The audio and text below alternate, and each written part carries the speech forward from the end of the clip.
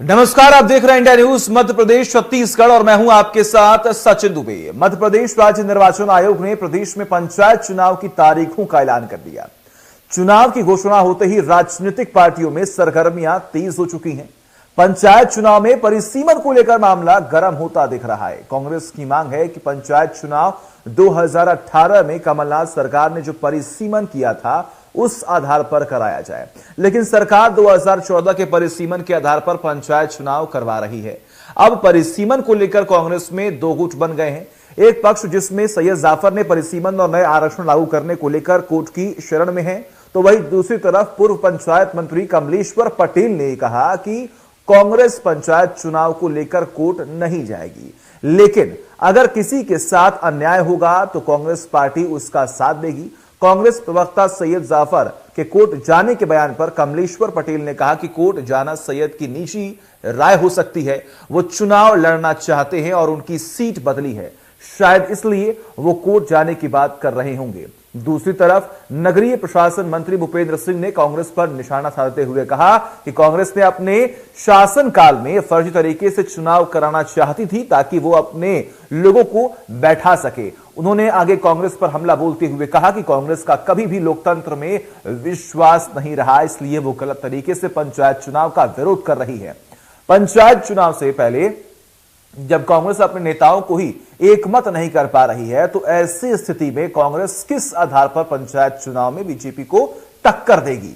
पंचायत चुनाव कराने को लेकर भी कांग्रेस एकमत नहीं है। कांग्रेस के इस कलह का किसको फायदा मिलेगा और इस तरह से पंचायत चुनाव की तैयारियों के साथ चुनाव में उतरने पर कांग्रेस कैसा प्रदर्शन करेगी? आज इसी मुद्दे पर हम चर्चा करेंगे, जिसमें हमारे साथ कुछ खास मेहमान भी जुड़ रहे हैं। लेकिन सबसे पहले आइए सुनते हैं कि क्या कह रही है कांग्रेस प्रवक्ता सैयद जफर।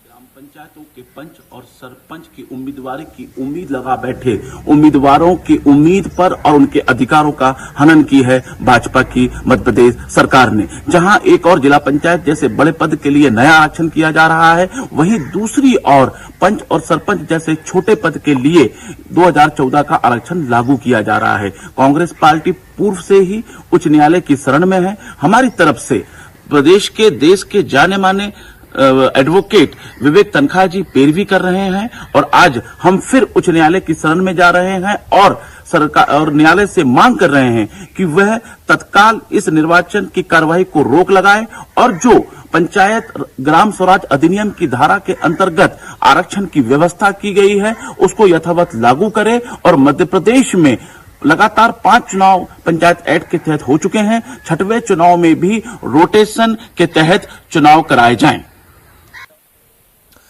कांग्रेस में पंचायत चुनाव पर कांग्रेस की रोक की मांग और क्या कह रहे हैं मध्य प्रदेश के नगरीय प्रशासन मंत्री भूपेंद्र सिंह, जरा सुन लीजिए। देखिए, कांग्रेस का कभी लोकतंत्र में विश्वास नहीं रहा और जब मध्य प्रदेश में पिछले 1.25 वर्ष कांग्रेस की सरकार थी, उस समय वो फर्जी तरीके से पंचायत के चुनाव कराना चाहते थे और कांग्रेस के लोगों को सब जगह बिठाना चाहते थे। हमारी सरकार ने जो निष्पक्ष और पंचायत चुनाव है और साथ ही जो जनता से जिसको लाभ मिल सके, इसको ध्यान में रखकर राज्य निर्वाचन आयोग को प्रस्ताव चुनाव कराने का भेजा हुआ है और मैं राज्य निर्वाचन आयोग का धन्यवाद करता हूं कि उन्होंने सरकार के इस प्रस्ताव के आधार पर चुनाव की तिथियों की उन्होंने घोषणा कर दी है।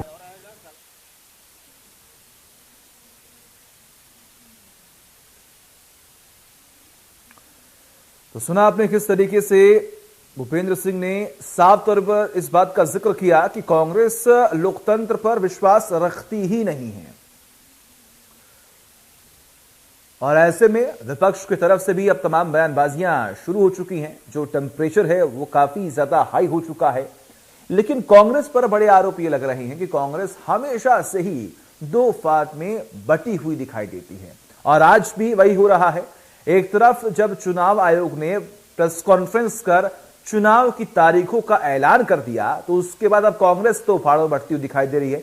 एक तरफ ये कहा जा रहा है कि चुनाव हो रहे हैं वो गलत है, तो एक तरफ ये कहा जा रहा है कि चुनाव हो, लेकिन इस आधार पर चुनाव होने चाहिए।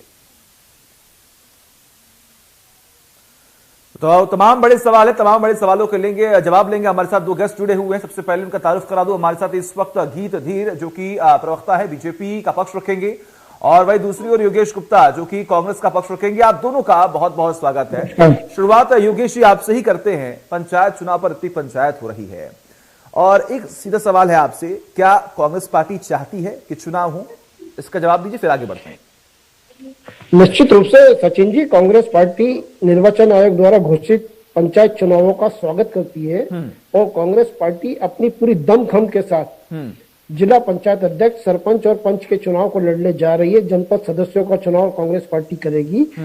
पूरी तैयारी है कांग्रेस की। सेक्टर, मंडलम, बूथ लेवल, ब्लॉक लेवल तक पूरे हमारा कार्यकर्ता जोश और जुनून से भरा हुआ है।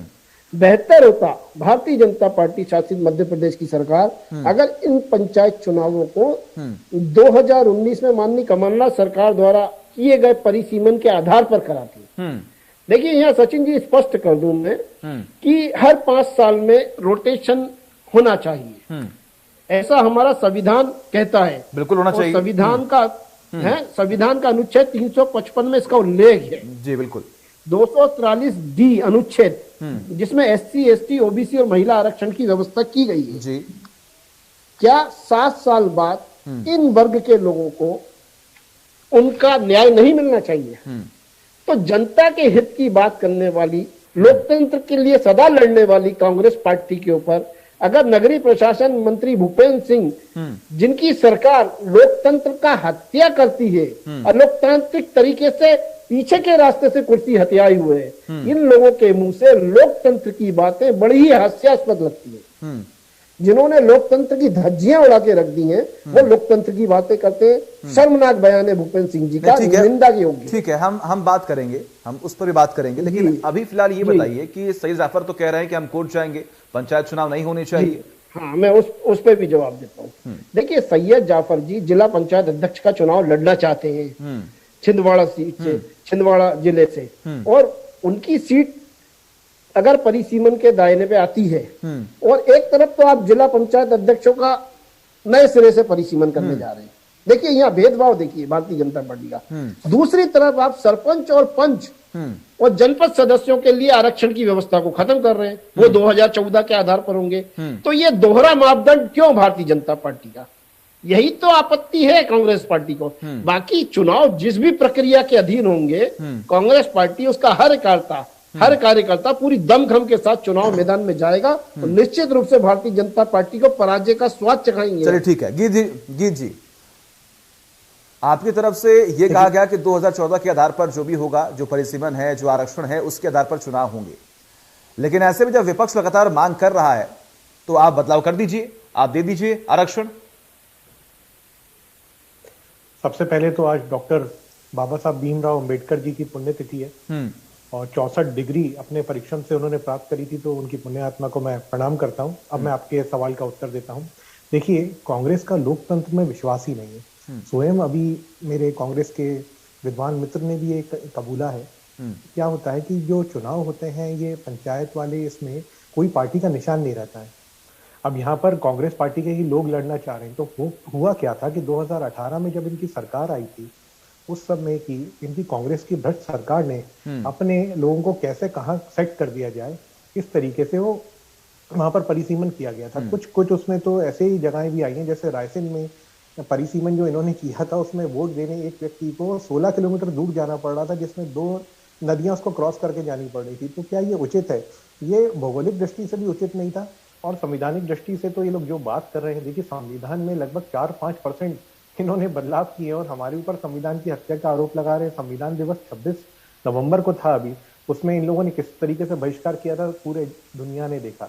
अब देखिए, कांग्रेस पार्टी के साथ में क्या होता है, जब ये हारने लगती है, जब इनको मालूम पड़ता है कि हम यहाँ नहीं जीतेंगे, जैसे कि अभी देश में सब तरफ परिणाम आ ही रहे हैं कि इनकी पार्टी का जो है सूत्रा साफ होते जा रहा है, तो इनको मालूम है कि हम यहाँ भी हारेंगे, तो इनको ठीकरा फोड़ने के लिए अब ईवीएम, कभी चुनाव, राज्य चुनाव आयोग, कभी निर्वाचन आयोग, इनके ऊपर फोड़ना ही है। तो वो कोई ना कोई मुद्दा ढूंढ रहे हैं। यहाँ पर एकजुटता की बात की जाए तो कांग्रेस में वो नहीं है, लेकिन जनता से जो कनेक्शन की बात की जाए तो इन्होंने कभी जनता के कनेक्शन बनाने के लिए लेकिन गिर जी ये मुद्दा जो है वो लगातार बढ़ता तो जा ही रहा है, लेकिन विपक्ष की तरफ से यह भी आरोप लगाया गया कि जब कोर्ट में पूरा मामला विचाराधीन है तो आखिर इलेक्शन कमीशन ने आखिर किस तरीके से चुनावों की तारीखों का कर दिया ऐलान? क्या कोई सांठगांठ है क्या? नहीं, जो निर्वाचन आयोग है वो एक स्वतंत्र संस्था है और ये सभी जानते हैं, इसमें भारतीय जनता पार्टी का कोई भी किसी भी प्रकार का योगदान नहीं है। दूसरी बात, आप कांग्रेस के लोगों का देखिए, एक तरीके से इनके पूर्व मंत्री कमलेश्वर पटेल स्वयं कहते हैं चैनलों के माध्यम से कि हम जो है कोर्ट में नहीं जाएंगे। वहां पर दूसरी तरफ क्या कहते हैं कि हम जो कोर्ट में जाएगा उसका सहयोग भी करेंगे। उसका बहुत बड़ा उदाहरण देखिए, देश के विपरीत जो भी चीजें हुई है जनहित के लिए कार्य नहीं करते, तो उसके लिए हमेशा खड़े रहते हैं। पंजाब में किसानों को इन लोगों ने 2-2 लाख रुपए दिए थे जिनके ऊपर केस लगे थे, तो क्यों दिए थे? क्या केस लगने के ऊपर 2-2 लाख रुपए कांग्रेस शासित सरकार के राज्य देंगे? तो ये जो है विषयांतर हो रहा है। सचिन जी, काफी समय दे दिया आपने, विषयांतर हो रहा है। नहीं, बिल्कुल आऊंगा मैं नहीं, ये विषयांतर हो रहा है, विषय से हटकर बात कर रहे हैं। बिल्कुल आप रिएक्शन दीजिएगा, बिल्कुल दीजिएगा, भरपूर समय है अभी हमारे पास, मैं आपको दूंगा समय जी, जल्दी से गिर जी। तो देखिए, संविधान की हत्या जिन लोगों ने स्वयं की हो, और देखिए जो लोग मतलब अभी कांग्रेस की कोई विचारधारा नहीं, जनता से कनेक्शन बना नहीं पाए, वो किस मुंह से जनता के बीच में जाएंगे, क्या कार्य करेंगे? चलिए ठीक है योगेश जी, ठीक है योगेश जी, चुनाव है और कहीं ना कहीं इसे सेमीफाइनल भी कहते हैं, आप भी जानते होंगे। अगर इस चुनाव में बीजेपी को कड़ी टक्कर देनी है तो एक मत तो होना चाहिए ना कांग्रेस का भी। नहीं, बिल्कुल सचिन जी, ये सेमीफाइनल नहीं, क्वार्टर फाइनल है। सेमीफाइनल नगर निगम और नगर पालिका के चुनाव होंगे जी। मैं आपकी बात से सहमत हूं और बिल्कुल टक्कर मिलेगी भारतीय जनता पार्टी को, आपकी अपेक्षा के अनुरूप रिजल्ट आएंगे।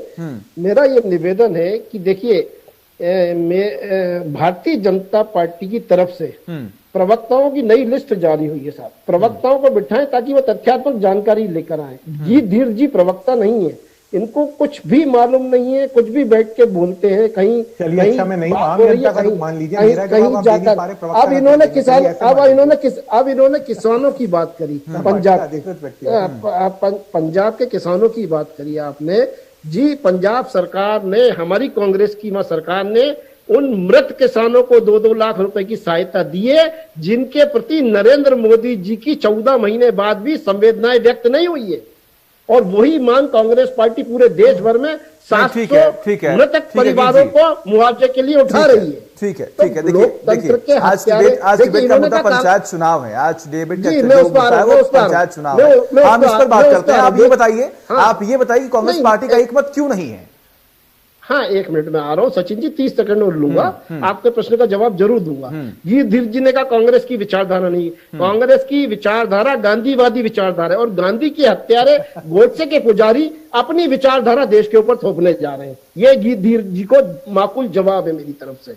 अब दूसरी बात, आपने जो प्रश्न किया कि कांग्रेस पार्टी के अंदर एक राय होना चाहिए जी, सर्वसम्मति से कांग्रेस पार्टी का यह स्टैंड है, जिसके ऊपर पूर्व पंचायत मंत्री ने आज प्रेस कॉन्फ्रेंस भी की है। माननीय कमलनाथ जी के दिशा निर्देशों के अनुरूप कि कांग्रेस पार्टी पंचायत चुनावों का स्वागत करती है, उसका बहिष्कार नहीं करेगी और हम पूरी दमखम के साथ पंचायत चुनाव में जाएंगे। लेकिन कोर्ट में कांग्रेस पार्टी नहीं जाएगी। रही बात हमारे सैयद जाफर साहब, तो वो स्वयं एक कैंडिडेट है। एज ए कैंडिडेट वो किसी भी वकील को हायर कर सकते हैं और अपनी बात कोर्ट के माध्यम से रख सकते हैं। ये एक प्रजातांत्रिक तरीका है अपनी लड़ाई लड़ने का। भारत के हर नागरिक को यह प्रदान है। अब वो एक अलग बात है कि वो कांग्रेस के प्रवक्ता भी हैं, तो इसको आप इस तरीके से जोड़कर नहीं देख सकते कि अलग अलग राय। ठीक है, समझ रहे हैं आप मेरी बात को? आपकी बात का जवाब आया? ठीक है जी। तो मेरा ये निवेदन है कि पंचायत चुनाव होने दीजिए, हम बिल्कुल लोकतांत्रिक तरीके से पूरी प्रक्रियाओं का पालन करते हुए पंचायत चुनावों में जाएंगे। नतीजे जो भी हों पूरी दमखम से लड़ेंगे। सचिन जी, देखिए, अभी गांधी जी के विषय में बात की गई। गांधी जी जो है वो सबके आदर्श हैं और हम लोग भी गांधी जी को न केवल मानते हैं, योगेश जी हस्तक्षेप कर रहे हैं। आपके प्रश्न का उत्तर दे रहा हूँ ना, मैं उत्तर दे रहा हूँ। और आप गांधी बात की बात कर रहे हो। सचिन जी, ये क्या तरीका है? देखिए, अभी कहीं कह रहे थे कि मैं अधिकृत नहीं हूं, मैं तो चैनल के ऊपर जब आया हूं तो अपनी बीजेपी ठीक है गीत जी बोलिए, ठीक है गीत जी बोलिए। आप प्रवक्ता नहीं है, आप अधिकृत ठीक है योगेश जी, प्रवक्ता नहीं है। ठीक है योगेश जी बोल लेने दीजिए, गीत जी को समय दे दीजिए, बोलिए बोलिए गीत योगेश जी, अपन मुर्गे नहीं लड़ा रहे हैं बैठ के, आप एक विद्वान व्यक्ति हैं, आप वैसे ही भेज ना ना मेरा ना ना और ना सुनिए ना, आप बोलिए। मेरी बात संयम से सुनिए, आपको मैं उत्तर देता हूँ। देखिए गांधी जी का क्या कहना था, गांधी जी का कहना था कि दिल्ली में बैठ के सरकारें नहीं चलती हैं। उनका कहना था कि हमें गांव-गांव तक के पहुंचना पड़ेगा, नगर पालिका नगर पंचायत के माध्यम से। वहां पर जो है लोग जो ऐसे हों जो जनता की समस्याओं को सुन पाए, उनके जनहितैषी कार्य कर पाए, ऐसे लोगों को आगे लाना पड़ेगा। तो उनको ध्यान में रखते हुए भारतीय जनता पार्टी ने तो निर्वाचन आयोग से आवेदन किया था कि हमें जो है चुनाव करवाने की अनुमति जो है ऐसा लगता है कि मिलनी चाहिए।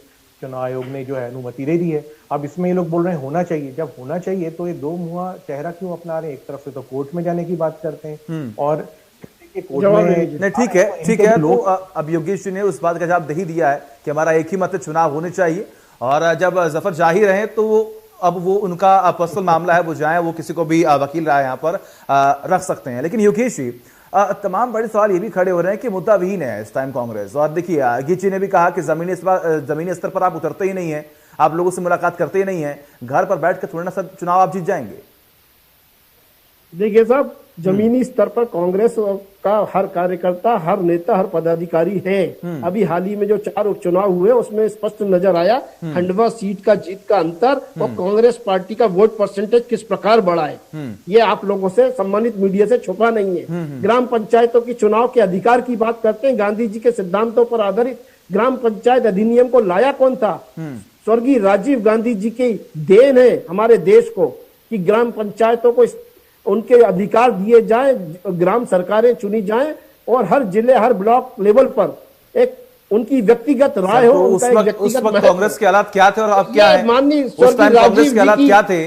उस टाइम कांग्रेस के हालात क्या थे और अब कांग्रेस के हालात क्या, ये आप भी जानते हैं। जी, उस टाइम कांग्रेस के हालात क्या थे और क्या अब क्या हालात हैं, ये आप भी जानते हैं।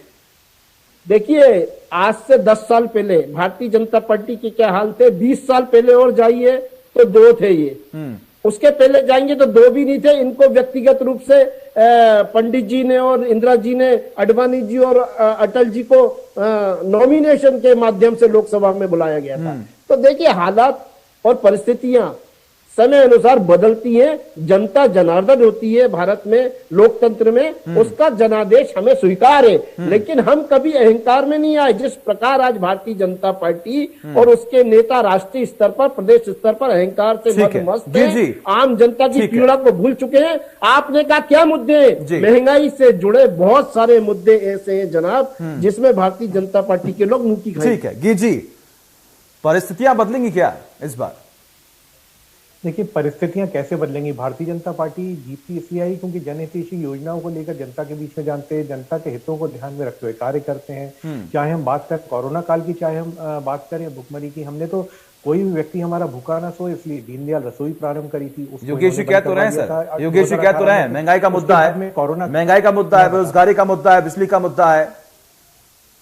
उसके बाद में देखिए, महंगाई में ये बिलों का बड़ा मतलब झूठ बोल रहे थे कि 100 रुपए का बिल आएगा, कोई नहीं आया।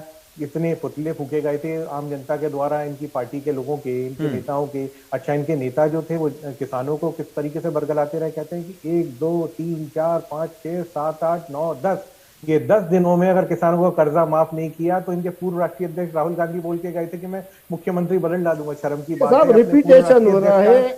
जो है पार्टी जनता का क्या कार्य करेगी? मतलब अनावश्यक वार्तालाप हो रहा है, टाइम पास कर रहे हैं गीत जी। अरे योगेश जी, आप टाइम पास कर रहे हो। किसानों को राजस्थान में किस तरीके से दौड़ा के मार रहे हैं, सारी चीजें दिख रही हैं। देखिए, विपक्ष को हराने के लिए सारे लोग एकजुट हो जाते हैं, कोई समस्या नहीं है, क्योंकि हमने जनहितैषी योजनाओं को लेकर जनता के बीच में कार्य किया है, जनता के लिए कार्य किया है। लेकिन आपने ऐसा क्या विजन बना के रखा है कि पंचायतों में आपके कोई कार्य दिखें या आगे कुछ कार्य दिखेंगे?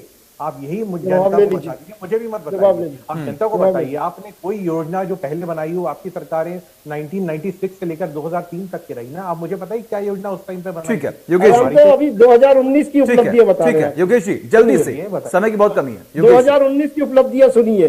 27 लाख से ज्यादा किसानों का कर्जा माफ किया। कृषि मंत्री किसी का नहीं कमल हुआ था। पटेल ने विधानसभा के नहीं, नहीं। पटल पर 22 स्वीकार किया। नहीं, या तो नहीं। कमल पटेल जी झूठ बोल रहे हैं या आप झूठ बोल रहे हो। एक बात। ये जो है आप दूसरी गलत बात, तरीके से इसको present कर रहे हैं, इस तरीके का पक्ष था नहीं। किसानों के बिजली के बिल हाफ किए। इंदिरा गृह ज्योति नहीं हुआ। योजना मैंने के अभी आपको अंतर्गत बताया, सर्व वर्ग बताया। समुदाय का आपके बिल बड़े 100 यूनिट नेताओं तक के 100 रुपए आया। हाँ, अब आप नेताओं डिबेट द्वारा खराब कर रहे हैं। अब आप डिबेट खराब ठीक कर है रहे हैं योगेश यहाँ जी, बैठकर। योगेश जी अभी ठीक है, आप मुझे बोलिए। शिक्षा दे रहे गीत जी, थे। गीत जी ठीक जब- है, रुक जाइए, ठीक है बोलिए योगेश जी। हाँ देखिए, इन्होंने जवाब मांगा, जवाब तो सुन लीजिए। भारतीय जनता पार्टी के लोग इसी प्रकार बौखलाते हैं जब हम कमलनाथ जी की उपलब्धियों का बखान करते हैं। 27 लाख से ज्यादा किसानों का कर्जा माफ हुआ है। इसको स्वीकार किया कृषि मंत्री कमल पटेल जी ने। अगर कमल पटेल झूठे हैं तो धीर जी सही है, और धीर जी झूठे हैं तो कमल पटेल का बयान सही है। एक बात, बिजली के बिल माफ किए। इंदिरा गृह ज्योति के अंतर्गत कई लोगों को लाभ पहुंचाया। कन्या विवाह योजना की राशि हमने 21,000 से बढ़ाकर 51,000 करी। विधवा पेंशन को डबल किया। पंडित पुजारियों का मानदेय डबल किया। कमलनाथ जी ने 15 भूमाफियों के खिलाफ ठीक है, प्रभावी ठीक है, कार्रवाई ठीक है, की। योगेश जी, मिलावटखोरों के ठीक है, खिलाफ ठीक है, कार्रवाई योगेश जी, करी। समय की इस बहुत कमी है। प्रकार की ठीक है, तमाम ठीक जनहित है, से जुड़ी योजनाएं ठीक है, मध्य ठीक है। प्रदेश की गीत जी, जनता ने closing हमारा comment, जल्दी से। कार्यकाल देखा है, जो 15 साल के शिवराज जी के ठीक है सर, कार्यकाल ठीक के है ऊपर सर, ठीक भारी है सर, गीत जी क्लोजिंग कमेंट जल्दी से, 30 सेकंड।